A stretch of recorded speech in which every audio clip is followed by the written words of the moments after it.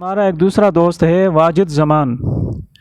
اس کا کوئی نامعقول قسم کا دوست ہے جو اس کو ہر 25-30 دنوں کے بعد شبہات میں ڈال دیتا ہے اور کلپ سنتا ہے اور اس کے بعد کہتا ہے جناب سورہ فاتحہ کے بغیر نماز نہیں ہوتی اور آپ کے علماء کے پاس کوئی جواب نہیں ہے اور آپ کے علماء کو دوبارہ کتابیں دیکھنی چاہیے اور اس طرح کی باتیں کرنے لگتا ہے۔ اس دن اس نے ایک حدیث مبارکہ لکھ کر بھیجی، میں نے جواب میں لکھا کہ یہ حدیث ان حضرات کی دلیل ہے جو امام کے پیچھے فاتحہ پڑھنے کے قائل ہیں۔ اگر احناف امام کے پیچھے فاتحہ پڑھنے کے قائل نہیں تو ان کے پاس دوسری احادیث مبارکہ ہیں۔ یہ جواب میں نے لکھ کر بھیجا۔ اب وہ ایسا نامعقول قسم کا آدمی ہے، وہ کہنے لگا، اس سے آپ اس کی علمیت کا اندازہ کریں۔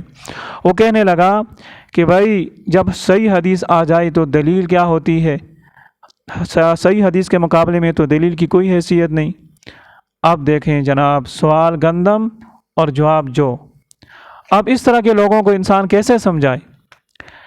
جب مرزا پلمبر جیسے لوگ جب استاد سے پڑھنے کے بغیر فقط اردو ترجمے دیکھ کر اور بند کمرے کے اندر کمرے کو کنڈی لگا کر، دروازے کو کنڈی لگا کر اور اپنے ہم ذہن ہم خیال قسم کے لوگوں کو سامنے بٹھا کر اس طرح کی بخاری کی تشریح کرنے لگیں گے، پھر یہ تو ہوگا، پھر تو سادہ لوگ عوام وہ تو شبہات کے اندر پڑیں گے۔